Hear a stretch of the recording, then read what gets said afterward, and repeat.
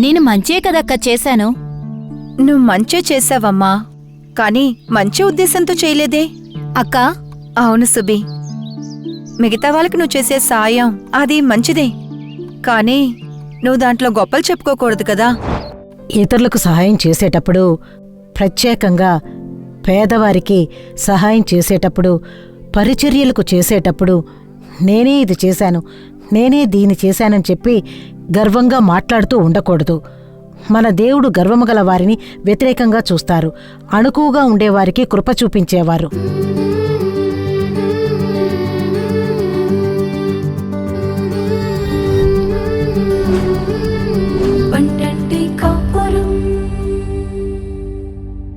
ప్రియమైన వారికి ప్రియమైన శుభాకాంక్షలు. అందరూ ఎలా ఉన్నారు? బాగున్నారా?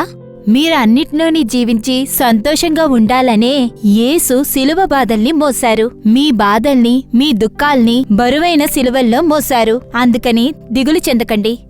ఈరోజు గర్వపు మాటలు వద్దు అనే శీర్షికతో కార్యక్రమం చూడబోతున్నాం. గర్వం ఉన్నవాళ్ని దేవుడు ఎదురిస్తున్నారు, అణిగి ఉన్నవారికి కృప ఇస్తున్నారు అని పరిశుద్ధ గ్రంథం చెప్తుంది. ఈ రోజు చాలా మంది క్రైస్తవులు గర్వపు మాటలకు చోటిచ్చి దేవుని కోపానికి గురిచేసి ఆశీర్వాదాల్ని పోగొట్టుకుని మనుషులకు ముందు సిగ్గిపడిపోతున్నారు. కొంతమందికి వాళ్ల జాతి గురించి గౌరవం, కొంతమందికి తన సభే పరిశుద్ధ సభే అని, మేమే పరలోకానికి వెళ్తాము అని సభ గురించి గర్వంగా చెప్తారు. కొంతమందికి వాళ్ల ప్రార్థన గురించి, మన లేఖన చదువు గురించి, మన పరిశుద్ధత గురించి, చదువు గురించి, అంతస్తు గురించి గర్వం. కాని ఇవన్నీ పొంది ఉన్న పౌలు క్రీస్తు గురించి తెలుసుకోవాలనే ఆతృత వల్ల ఇదంతా చెత్త అని, నష్టమని అందరికీ చెప్తున్నారు. అందువల్ల ఇకపై నేను గర్వపడను అని అప్పగించి ప్రార్థించండి. గొప్పవాళ్ల ప్రార్థన కంటే అణిగిమణిగి ఉన్న వాళ్ల ప్రార్థన విన్న దేవుడు మీ ప్రార్థనని వింటారు. ఇప్పుడు జ్యోతి యొక్క నాటకం చూద్దామా?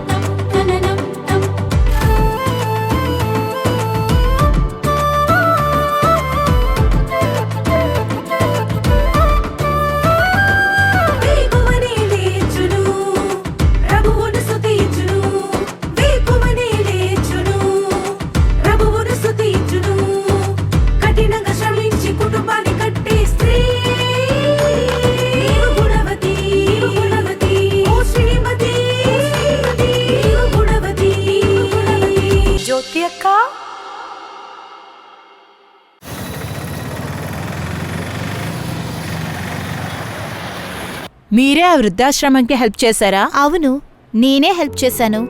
బిల్డింగ్ కట్టడానికి డబ్బులు కావాలని అన్నారు. అవును, మీకెలా తెలుసు? నాకు మాత్రమేనా? ఊరికే తెలుసు మీరు సహాయం చేశారని. మీది గొప్ప మనసండి. ఇందులో ఏముందండి, నా వల్ల కుదురుతుంది చేస్తున్నా అంతే. అందరూ ఇస్తున్నారా ఏంటి? ఇవ్వడానికి మనసుండాలి కదా. ఏంటి సుబి, నీ భర్త ప్రాబ్లమ్స్ అన్ని సరైపోయినట్టున్నాయి. అవునక్క, మీరొచ్చి ప్రార్థించిన తర్వాత చాలా మార్పులు వచ్చాయి. ఆగిపోయిన జీతాన్ని మొత్తం ఇచ్చేశారు. అలాగా? పర్వాలేదు. చాలా థ్యాంక్స్ అక్క. అదంతా ఎందుకమ్మా? సరే, ఇలా వచ్చావు? అదేం లేదక్కా, పక్కన ఒక వృద్ధాశ్రమం ఉంది కదా, వాళ్ళు బిల్డింగ్ కట్టడానికి డబ్బులు అడిగారు. నేనే కాస్త డబ్బులు ఇచ్చాను. ఏంటి మాటలు చాలా తేడాగా ఉన్నాయి? అందుకని రమ్మని చెప్పారు, దానికే వెళ్తున్నాను. సరే మా, నువ్వు వెళ్ళు.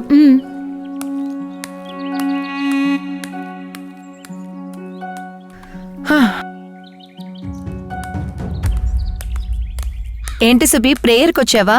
లేదక్క, ఇక్కడ కూర్చుంటారు కదా, వాళ్ళకి భోజనం ఇద్దామని వచ్చాను.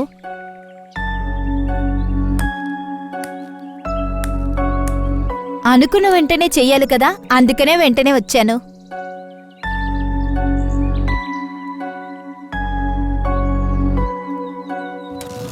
ఇవి బాబు, తీసుకోండి. బాబు, ఇంకొక పొట్లం ఇవ్వమ్మా. ఏదో నా వల్ల కుదురుతుందక్కా. మనం కాకపోతే ఇంకెవరు చేస్తారక్కా చెప్పండి. ఇప్పుడు కూడా 2 రోజుల ముందు వృద్ధాశ్రమానికి నేను హెల్ప్ చేశాను.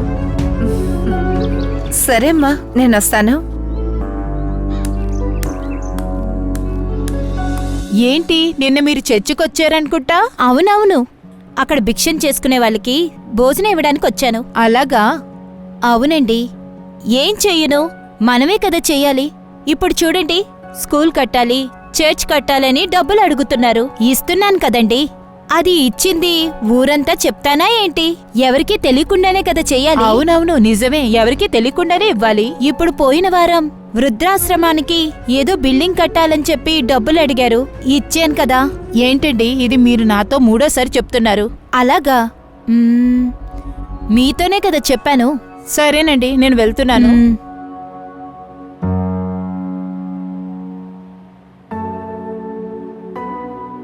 అమ్మా, మీరిప్పుడు ఎప్పుడు చూసినా చేసిందే చెప్తున్నారమ్మా. ముందంతా మీరు ఇలా లేరమ్మా. నీతో చాలాసార్లు చెప్పాను జాన్, పెద్దవాళ్లాగా మాట్లాడొద్దని. నీ పని నువ్వు చూసుకో.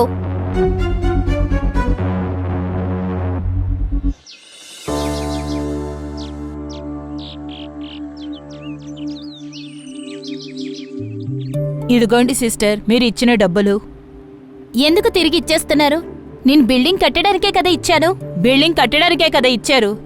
ఇచ్చి ఎంతమందికి చెప్తారు? ఈ వృద్ధాశ్రమం మీరే కట్టారని ఊరంతా చెప్తున్నారు. దీనికి మీరు ఇవ్వకుండా ఉండొచ్చు. నేను వస్తాను.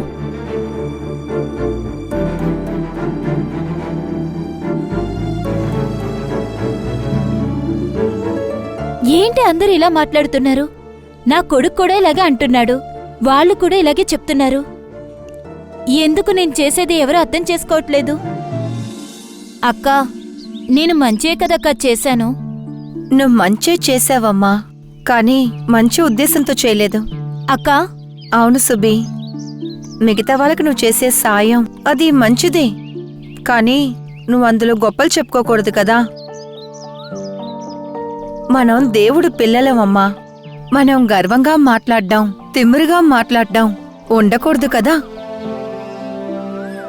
మనం చేసేది చెప్పి చూపించాలంటే ఎందుకమ్మా సాయం చెయ్యాలి? యేసు ఏమన్నారు? మనుషుల్ని చూడాలి అని.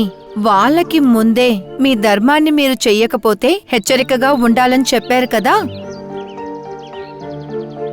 పేద ప్రజలకి సాయం చేసేటప్పుడు మీరు సాయం చెయ్యడం పబ్లిసిటీ చెయ్యకూడదు అని వాక్యాలు చెప్తున్నాయి.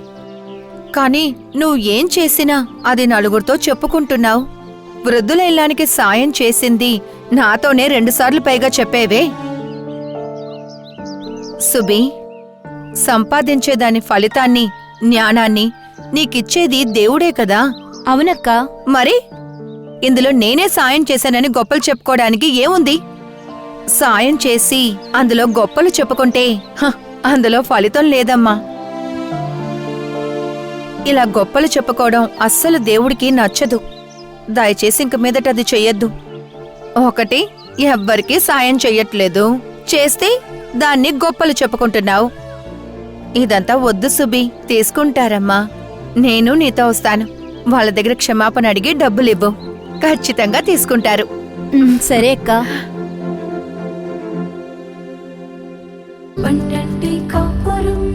ప్రియమైన వాళ్ళారా, జ్యోతి అక్క నాటకం చూసారా? ప్రయోజనంగా ఉందా? దేవుడి బిడ్డలకి గర్వపు మాటలు వద్దు అని తెలుసుకున్నారా? మీరు ధర్మం చేసేటప్పుడు మీ ధర్మం ఎవరికీ తెలియకుండా ఉండటానికి మీ కుడి చేత్తో చేసేది ఎడమ చేయికి తెలియకుండా ఉండాలి అని యేసుక్రీస్తు సలహా ఇస్తున్నారు. కాని ఈరోజు చాలా మంది చిన్న సాయం చేస్తూ అది ఊరంతా చాటింపు వేస్తున్నారు. ఇలాంటి సహాయానికి పరలోకంలో ఎలాంటి చోటు లేదు.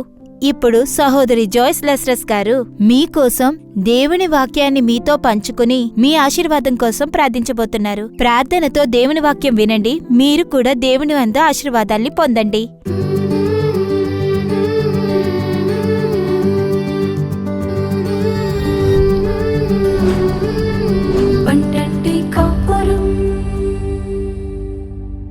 రక్షకుడు యెహోవా ఆగు యేసుక్రీస్తు యొక్క తియ్యటి నామమున నా ప్రియమైన శుభాకాంక్షలు తెలుపుకుంటున్నాను. దేవుడే ఈ కార్యక్రమం ద్వారా మీతో మాట్లాడి మిమ్మల్ని ఆశీర్వదించెదరుగాక. ఒక చక్కటి నాటకాన్ని మనం చూశాం. ఈ నాటకం ద్వారా దేవుడు మీతో మాట్లాడి ఉంటారు అని నేను నమ్ముతున్నాను. వచనం ఈ విధంగా చెబుతుంది. మత్తయి 6:3లో చూస్తున్నాము, నీవైతే ధర్మం చేయనప్పుడు నీ ధర్మము రహస్యముగా ఉండు నిమిత్తము నీ కుడిచేయి చేయనది నీ ఎడమచేతికి తెలియక ఉండవలెను. మనం ఇతరులకి సహాయం చేసేటప్పుడు, ప్రత్యేకంగా పేదలకి సహాయం చేసేటప్పుడు, పరిచర్యలకి చేసేటప్పుడు నేనే ఇది చేశాను అని చెప్పి గర్వంతో మాట్లాడుతూ ఉండకూడదు. పేదలకి సహాయం చేసేటప్పుడు నేను వారికి సహాయం చేశాను అని చెప్పుకుని తిరగకూడదు. అదే దేవుడు చెబుతున్నారు. వచనము ద్వారా దేవుడు మనతో మాట్లాడుతున్నారు. నీ కుడిచేయి చేసేది ఎడమ చేతికి తెలియకూడదు అని. 1 పేతురు 5:5లో మనం చూశామంటే, అహంకారులను దేవుడు ఎదిరించి నిలబడతారు. మన దేవుడు అహంకారులను ఎదిరించి నిలబడతారు. దీనులకు కృప అనుగ్రహించును. లూకా 18:10 చూశారు అంటే, ఇక్కడ ఇశ్రాయేలు దేవాలయానికి ప్రార్థన చేసే విధంగా 2 అక్కడికి వచ్చారు. ఒకడు పరిసయ్యుడు, ఇంకొకడు సుంకదారుడు. పరిసయ్యుడు అక్కడ ప్రార్థన చేస్తున్నాడు, గర్వంతో ప్రార్థన చేస్తున్నాడు. ఏం ప్రార్థన చేశాడు? దేవుడా, నేను ధనవంతుణ్ణి, నా ఆస్తిలో సగాన్ని పేదలకి ఇస్తున్నాను, జీవితంలో నేను 2 రోజులు ఉపవాసం ఉంటున్నాను అని వాడు గర్వంతో తనని హెచ్చించి ప్రార్థన చేశాడు. మన దేవుడు గర్వం గల వారిని ఎదిరించి నిలబడే దేవుడు. ఈ పరిసయ్యుడు గర్వంతో ఆలయంలోకి వెళ్లి ప్రార్థన చేశాడు. నా ధనంలో 10% ఇస్తున్నాను, ఆ విధంగా చెబుతున్నాడు. కాని మన దేవుడు గర్వము గలవారిని ఎదిరించి నిలబడేవారు, దీన మనసు గలవారికి కృప చూపించువారు. గర్వంతో కూడిన ఈ ప్రార్థనని దేవుడు వినలేదు. సుంకదారుడు దూరంగా నిలబడి, దేవుడా, పాపియగు నా మీద కృపతో ఉండండి అని దీనంగా వాడు ప్రార్థన చేశాడు. ఆ సుంకదారుని ప్రార్థనని దేవుడు విన్నారు అని మన లూకా 18:10 చదువుతున్నాము. నాకు ప్రేమైన వారలారా, గర్వము గల వారికి దేవుడు ఎదిరించి నిలబడుతున్నారు. పరిసయ్యుడు గర్వంతో ప్రార్థన చేశాడు. నా ప్రార్థనకు దేవుడు బదులిస్తున్నాడు. మన జీవితంలో మన దేనిని గర్వంతో చెప్పుకుంటున్నాము? మనం ఇతరులకి సహాయం చేయొచ్చు, ఇతరులకి ఇవ్వచ్చు, పేదలకి సహాయం చేయొచ్చు, మన చేతిని చాచవచ్చు.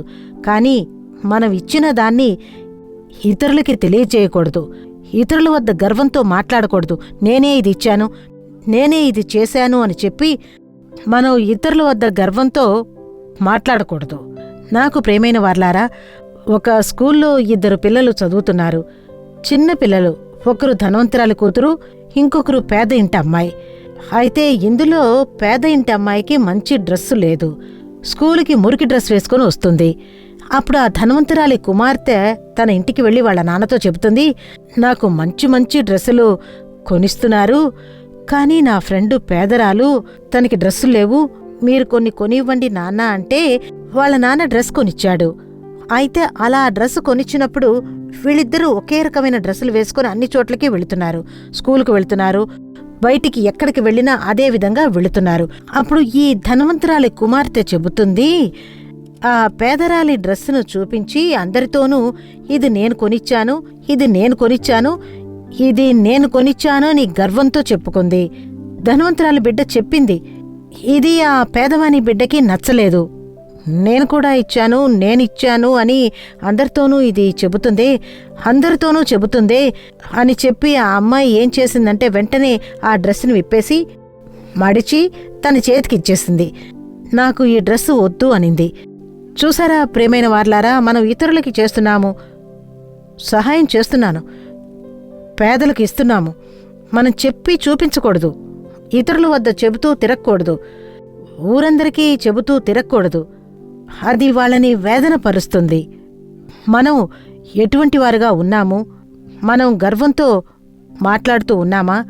నాకు ప్రేమైన వార్లారా, చెన్నై పట్టణంలో బ్రాంచ్ ఆఫీస్కి ఒక మీటింగ్ కోసం నేను వెళ్ళాను.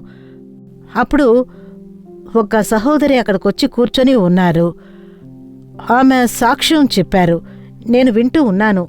ఆమె చెప్పారు, నా జీవితంలో నేను ధనవంతురాలైన స్త్రీని, నా భర్త పెద్ద ధనవంతుడు, నేను చాలా వసతులతో ఉన్నాను, నాకు ఏది అక్కర్లేదు, నా డబ్బును తీసుకుని నేను ఎవరికి ఇవ్వాలి? నేను ఎవరికి ఇవ్వాల్సిన అవసరం లేదు. నా భర్త బాగా సంపాదిస్తున్నాడు, ఆయన దగ్గర డబ్బుంది, ఆస్తులున్నాయి, నాకు, నా కుటుంబానికి, నా పిల్లలకి ఎవరికీ ఇవ్వకూడదు. ఆ విధంగా గర్వంతో నేను జీవిస్తూ ఉండేదాన్ని. ఎవరికీ పైసా కూడా ఇచ్చేదాన్ని కాదు, ఎవరికి సహాయం చెయ్యను, నేను ఆలయానికి వెళ్ళను, బైబిల్ చదవను. అటువంటి స్త్రీగా నేను ఉండేదాన్ని. దేవుడు నా జీవితంలో క్రియ చేశారు. నా తలలో ఒక గడ్డొచ్చింది. అది క్యాన్సర్ గడ్డ అని డాక్టర్ చెప్పారు. అప్పుడు నాలో భయం వేసింది.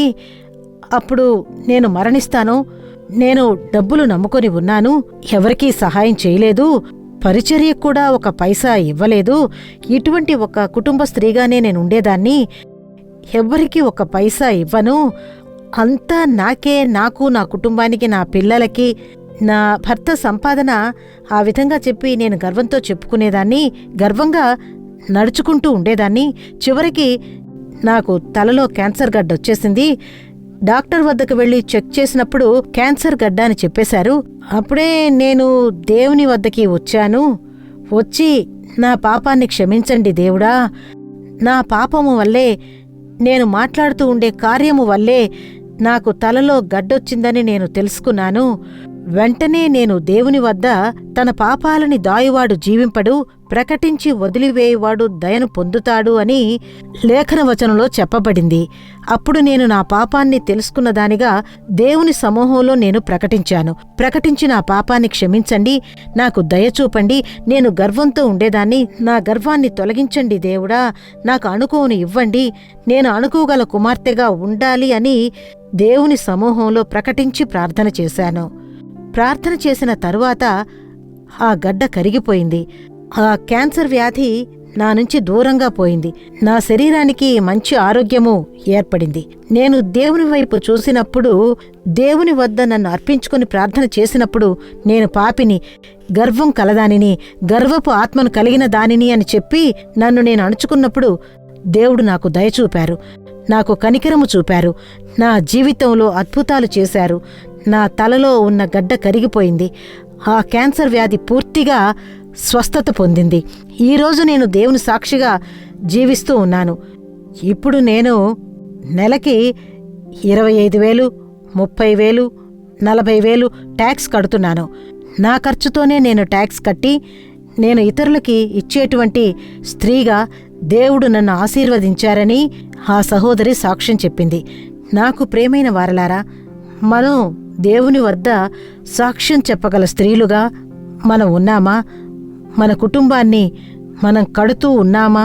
లేదా మన కుటుంబాన్ని మనం గర్వంతో నాశనం చేస్తున్నామా? నా ఇల్లు గొప్పది, నేను గొప్పింటి బిడ్డని అని మనం గర్వంతో చెప్పుకుంటూ మన కుటుంబాన్ని కూల్చుకుంటూ ఉన్నామా? బాగుపడేది స్త్రీ వల్ల, నాశనమయ్యేది స్త్రీ వల్ల. కుటుంబాన్ని కట్టడము మనమే, కూల్చడము మన చేతులతోనే.